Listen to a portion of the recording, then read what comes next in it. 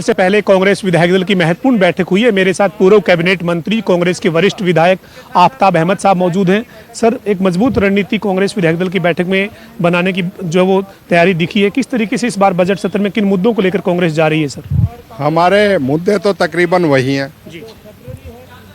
हरियाणा में कानून व्यवस्था पूरी तरह चरमराई हुई है, जिसके ऊपर हम पिछली बार अपना नो कॉन्फिडेंस मोशन, अविश्वास प्रस्ताव तक लाए थे।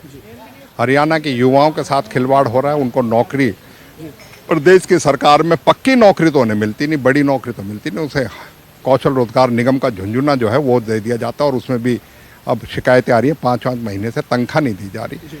कर्ज में प्रदेश डूब रहा है, लेकिन इंफ्रास्ट्रक्चर वाइज प्रदेश में कोई ऐसा जो है डेवलपमेंट नहीं हो रही, विकास नहीं हो रहा जिसको हम कह सके कि उसमें कोई सुधार हुआ है, गुणात्मक सुधार हुआ है।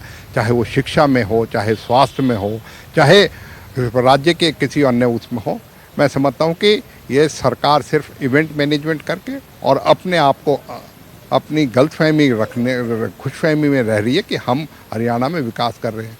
अनपॉपुलर सरकार साबित हो रही है।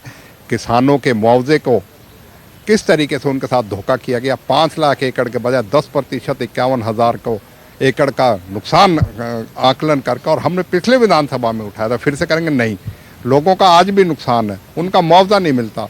इसी तरीके से जो पेंशन पे मुख्यमंत्री खुद के विरोधाभास के होते हैं, पहले कहते हैं किसी की कटी नहीं, फिर कहते हैं जिसकी कटी है उसको मतलब बहाल कर देंगे। तो मैं समझता हूँ कि ओवरऑल ये सरकार एक ये जो तमाम मुद्दे आप जो उठाने जा रहे हैं, इनकी तैयारी आपने की है, लेकिन हरियाणा के मंत्री कह रहे हैं, बीजेपी विधायक दल की भी आज बैठक हुई है, वो कह रहे हैं कि विपक्ष जो है वो मुद्दे उठाते हैं, लेकिन हम जब जवाब देते हैं तो भाग खड़ा होता है। अगर लगाते हैं सर, आप क्या कहें? अगर हम जिम्मेदार विपक्ष हैं, हम कुल मात्र 0.1% से भी कम वोट शेयर के उससे हमने जो है सत्ता गंवाई है। हम जनता की बात उठाते हैं।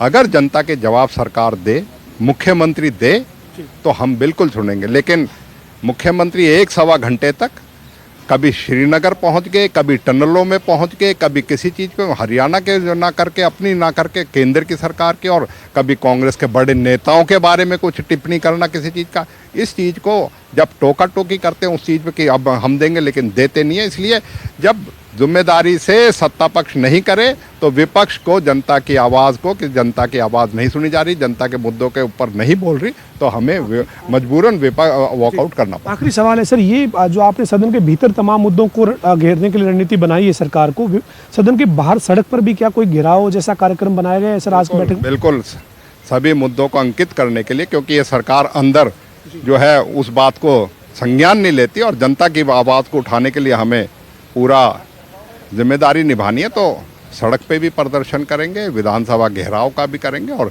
24 तारीख को भी और 25 फरवरी को दोनों दिन हम कांग्रेस पार्टी अपनी रणनीति के साथ जनता के हितों के लिए, जनता के लिए हमारे साथ कांग्रेस के वरिष्ठ विधायक और पूर्व मंत्री आफताब अहमद साहब थे, जो कह रहे हैं कि विधानसभा का घेराव भी 24 और 25 फरवरी को कांग्रेस जो है वो इस बजट सत्र की कार्रवाई के दौरान करेगी, और तमाम मुद्दों पर सरकार को घेरने की बात की है। लेकिन आफताब अहमद का यही कहना है कि जब जवाब नहीं दिया जाता तब विपक्ष को वॉकआउट करना पड़ता है, वरना विपक्ष जो है वो जनहित के मुद्दे सदन में हर बार उठाता है।